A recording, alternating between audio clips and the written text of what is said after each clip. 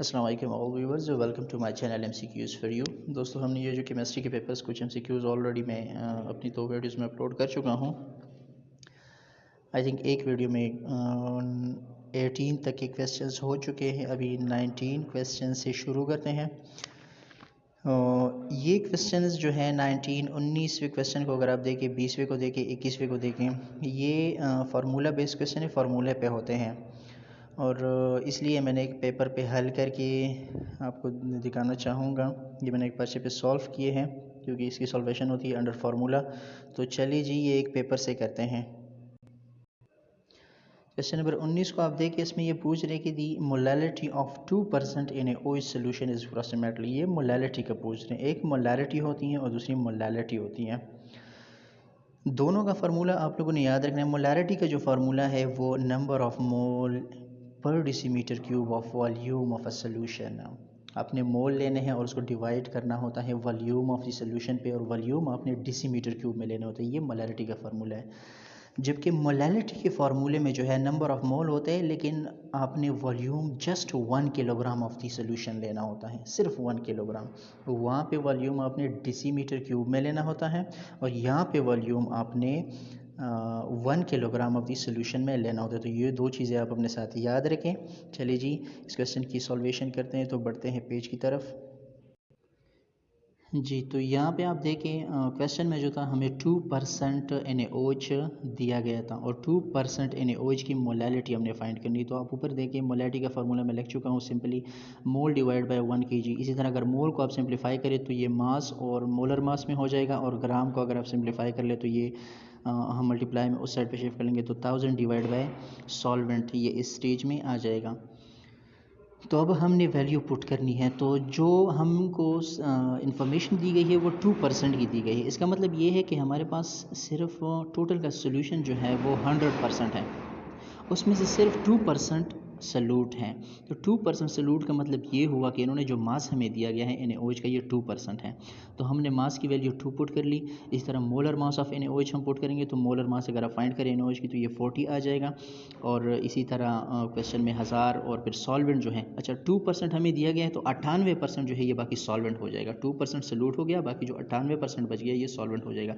फार्मूले में हमने वैल्यू पुट कर दी। इस तरह हमने कैलकुलेशन की तो कैलकुलेशन से ये 0.51 आंसर आ गया। तो क्वेश्चन में जो है ये 0.5 को अगर आप देखेंगे वो वही करेक्ट ऑप्शन।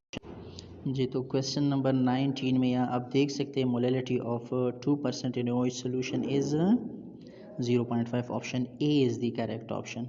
इस तरह क्वेश्चन नंबर 20 में ये पूछ रहे हैं 8 gram of NaOH is dissolve in 500 cm cube of a solution, it's molarity. अच्छा, अभी आपने यहाँ पे दो काम करने हैं। सबसे पहले तो आपने 8 ग्राम ऑफ NaOH को मोल में कन्वर्ट करना है। 8 ग्राम NaOH दिया गया है, पहले इसको मोल में कन्वर्ट करते हैं। दूसरा काम आपने ये करना है कि 500 cm क्यूब जो दिया गया है, हमने मोलैरिटी में क्या करना होता है, वॉल्यूम हमने DM क्यूब में लेना होता है, CM क्यूब में नहीं लेना होता। तो हमने CM क्यूब को DM क्यूब में शिफ्ट करना है। तो CM क्यूब को अगर आप DM क्यूब में शिफ्ट करना चाहें तो उसको 1000 पे आप डिवाइड करेंगे। तो 500 cm क्यूब को अगर आप DM क्यूब में कन्वर्ट करेंगे, 1000 पे डिवाइड करें, तो इससे जो आंसर आएगा वो 0.5 आंसर आएगा। इसी तरह अगर आप 8 ग्राम NaOH को मोल में कन्वर्ट करना चाहे तो मास जो है 8 ग्राम हो गया और मोलर मास NaOH का 40 है। तो अगर आप 8 को 40 पे डिवाइड करें तो ये 0.2 आ जाएगा। इसकी सॉल्विफिकेशन भी पेपर से करते हैं। तो चलिए जी, वहाँ उसकी तरफ जाते हैं, आपको दिखाता हूँ वहाँ से। जी, तो यहाँ पे दूसरी को देखें, मोलैरिटी का फार्मूला हमने लिख दिया, मोल्स डिवाइड बाय वॉल्यूम हमने इसकी वजाहत कर ली है कि वॉल्यूम जो है ये DM क्यूब में हमने लेना होता है। इसकी मोल को जब हम सिंप्लीफाई करते हैं तो मोल को हम इस तरह भी लिख सकते हैं, mass divide by molar mass, और वॉल्यूम उसके साथ नीचे ही मल्टीप्लाइड हो जाएगा। अब हमने वैल्यू पुट करनी है। मास जो है NaOH का वो हमें 8 दिया गया है। इस तरह मोलर मास हमें 40 वो ऑलरेडी फाइंड है। DM क्यूब हमने फाइंड कर लिया, 500 cm क्यूब को हमने DM क्यूब में कन्वर्ट कर दिया तो 0.5 आ गया। अब इसकी कैलकुलेशन करेंगे तो इससे 0.4 आंसर आएगा। तो मोलैरिटी 8 ग्राम NaOH की जो मोलैरिटी आ रही है वो 0.4 है। तो देखते हैं कि 0.4 कौन से ऑप्शन में मौजूद है। जी बिल्कुल, आप यहाँ पे देख सकते हैं 0.4 जो आंसर है वो C में मौजूद है। तो option C is the correct option. इस तरह क्वेश्चन नंबर 21 में ये पूछ रहे the number of moles of solute in 500 cm³ 3 molar solution. अब मोलैरिटी इन्होंने दी है 3 मोलर सोल्यूशन है, वॉल्यूम भी इन्होंने दिया है, वॉल्यूम 500 cm³ में दिया गया है। अब फिर जो है हमने cm³ को क्या करना है, dm³ में कन्वर्ट करना है, और इस तरह नंबर ऑफ़ मोल हमने फाइंड करनी है। तो सेम फार्मूला है, आपने सिर्फ वैल्यू पुट करनी है। तो जब हम 500 cm³ को अगेन फिर dm³ में कन्वर्ट करेंगे तो ये 0.5 आ जाएगा, और 0.5 को फिर 3 से मल्टीप्लाई कर ले तो ये 1.5 आंसर आता है। लेकिन चलिए जी पेज की तरफ बढ़ते हैं, वहाँ से भी हम करते हैं ताकि आपको समझ आ जाए। अच्छा जी, तो यहाँ आप तीसरे को देखें, आखिरी पोर्शन को, molarity is equal two moles divide by volume. तो हमने मोल फाइंड करना है, मोल अपनी जगह पे ही रहेगा, वॉल्यूम हमने लगाने, तो मोलैरिटी की वैल्यू हमने लगाई 3, मोल अपनी जगह पे, और इस तरह नीचे वॉल्यूम की वैल्यू पर हमने लगाई 0.5 dm³, क्योंकि वहाँ 500 cm³ हमें दिया गया है, तो cm³ को हमने dm³ में कन्वर्ट कर दिया। तो अभी 0.5 और 3 को हम मल्टीप्लाई करेंगे, मोल से निकाल देंगे तो मोल की वैल्यू 1.5 आ जाएगी। तो 1.5 आप ऑप्शन में देखें कि कौन सा है। तो यहाँ पे जो करेक्ट ऑप्शन आ रहा है क्वेश्चन नंबर 21 में, वो option B is the correct option. इस तरह क्वेश्चन नंबर 22 में ये पूछ रहे freezing point of equimolar aqueous solution will be minimum for, तो ये glucose is the correct option.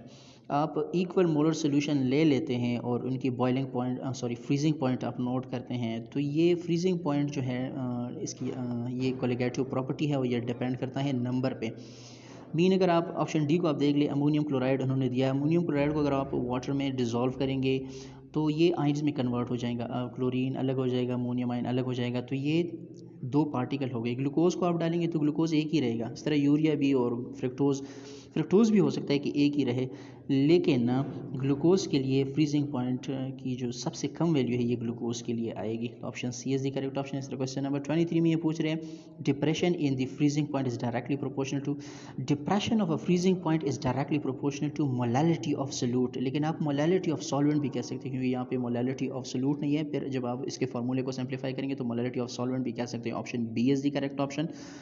ये कोलिगेटिव प्रॉपर्टी होते हैं, और कोलिगेटिव प्रॉपर्टी वो प्रॉपर्टी होती है कि जो नंबर्स पे या क्वांटिटी पे डिपेंड करते हैं। किसके नंबर या क्वांटिटी? सोल्यूट की क्वांटिटी पे डिपेंड करते हैं। अच्छा जी, क्वेश्चन नंबर 24 की तरफ जाने जाते हैं, जिसमें वो पूछ रहे कि विच of the following is not a colligative property.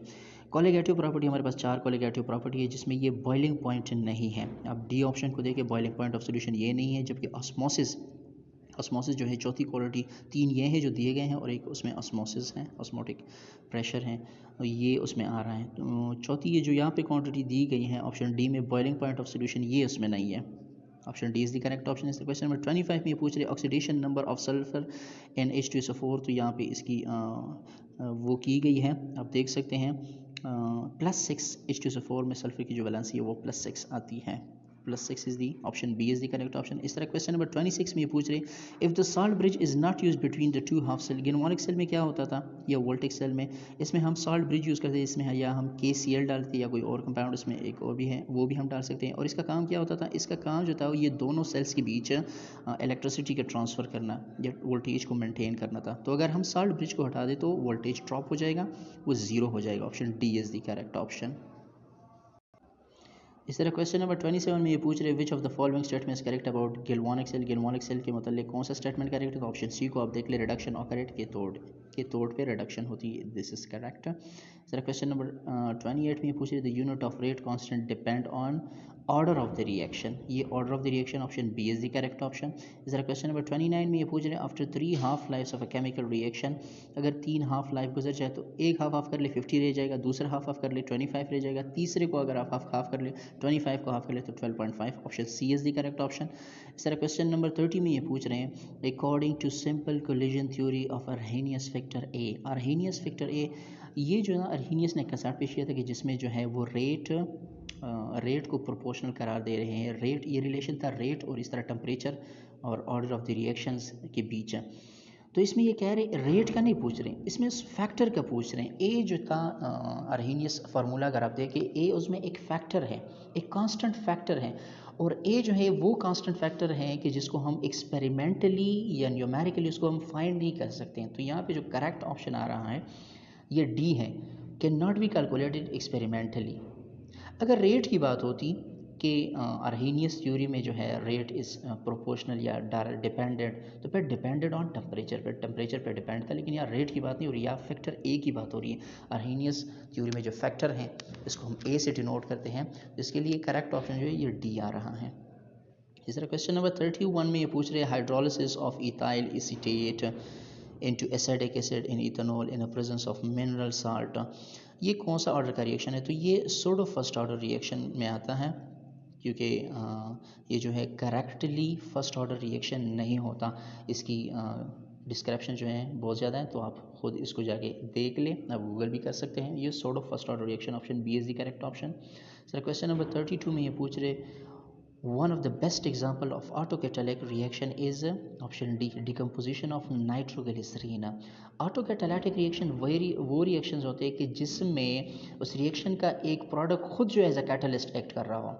Reaction हो रहा है, उसमें एक प्रोडक्ट बन रहा है, और वही प्रोडक्ट जो उसके बन रहे हैं उसमें से एक प्रोडक्ट जो है एज अ कैटलिस्ट उस रिएक्शन को फास्ट कर रहा है। हमने बाहर से कोई कैटलिस्ट में ऐड नहीं किया, बल्कि उसी रिएक्शन का एक प्रोडक्ट जो है वो कैटलिस्ट के तौर पे काम कर रहा है। तो ऐसे रिएक्शंस को हम ऑटो कैटलिस्ट रिएक्शन कहते हैं, और इसकी एग्जांपल जो है one of the best example of this is decomposition of nitroglycerine, option D is the correct option.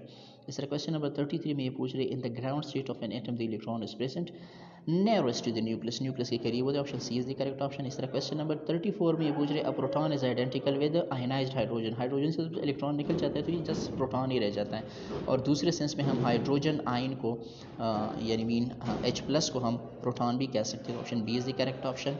इस तरह क्वेश्चन नंबर 35 में ये पूछ रहे हैं ethane in ethyne can be distinguish by the reaction with bromine water, इसकी जो differences है या डिस्टिंग्विश ये ब्रोमीन वाटर के थ्रू की जाती है, लेकिन यहाँ पे इन्होंने गलती की है, ये इथेन नहीं होना चाहिए, ये ईथीन और इथाइन होना चाहिए था, क्योंकि इथेन और इथाइन को अगर आप डिफ्रेंशिएट करेंगे तो वो तो ईजिली सबको पता है, इथेन में सिंगल बॉन्ड, इथाइन में ट्रिपल बॉन्ड, जबकि अगर आप इथीन को ले ले तो इथीन में डबल बॉन्ड, उसमें ट्रिपल बॉन्ड, लेकिन खैर ये भी करेक्ट हो सकता है। अच्छा, कैसे इसको मालूम करेंगे? आप ब्रोमीन वाटर उसमें डालेंगे, अगर इन्होंने रिएक्शन ना किया मींस ब्रोमीन वाटर का अपना एक कलर है, अगर उन्होंने कलर चेंज ना किया तो ये इथेन है, अगर उसने कलर चेंज कर लिया, आपने सोल्यूशन के साथ ऐड कर लिया है, उसने कलर चेंज कर लिया, तो इसका मतलब ये कि रिएक्शन हो गया, तो जैसे ही रिएक्शन हो जाता है इसका मतलब ये कि ये इथाइन है। यहाँ पे option C is the correct option. Sir question number 36 की तरफ जाने जाते हैं। इसमें पूछ रहे कि ozonolysis of ethene case is the breaking of CC bond. जब भी आप ओजोनालिसिस करेंगे, किसकी, इथीन की ओजोनालिसिस करेंगे, तो CC बॉन्ड को बीच में से काट देगा, क्लीवेज बना देगा, और क्लीवेज बनने के साथ साथ इसमें 2 फॉर्मल्डिहाइड मालिक्यूल बनेंगे, 2 formaldehyde, option A is the correct option. इस तरह क्वेश्चन नंबर 37 में पूछ रहे which of the following is not एक फंक्शनल ग्रुप, इसमें कौन सा फंक्शनल ग्रुप नहीं है? तो ये क्वेश्चन भी थोड़ा सा कन्फ्यूजेबल है, क्योंकि फिनोल में OH है, टोल्यूइन में CH3 है, बेंजोइक एसिड में COOH है, और बेंजीन फॉर्मल्डिहाइड में भी डिहाइड फंक्शनल ग्रुप है, लेकिन इस क्वेश्चन को आप खुद कंफर्म कर लें कि इसमें कौन सा ऐसा मॉलिक्यूल है कि जिसमें फंक्शनल ग्रुप नहीं है। सर क्वेश्चन नंबर 38 भी जो है आप ख़ुद चेक कर लें, क्योंकि 38 के बारे में भी कोई ख़ास इन्फॉर्मेशन मेरे साथ नहीं है। बाकी जो दोस्तों 38 तक क्वेश्चंस हो गए हैं, इंशाल्लाह वीडियो भी लंबी भी हो रही है, तो नेक्स्ट कोशिश करेंगे कि ये नेक्स्ट MCQ सारे के सारे अगले वीडियो में अपलोड करूं, क्योंकि 50 तक MCQs केमिस्ट्री के थे, और ये पार्ट 2 या पार्ट 3 हो जाएगा। Thank you so much for watching. Video अच्छी लगी हो तो चैनल को सब्सक्राइब करिएगा और भी अपने दोस्तों के साथ शेयर करिएगा। Thank you so much for watching.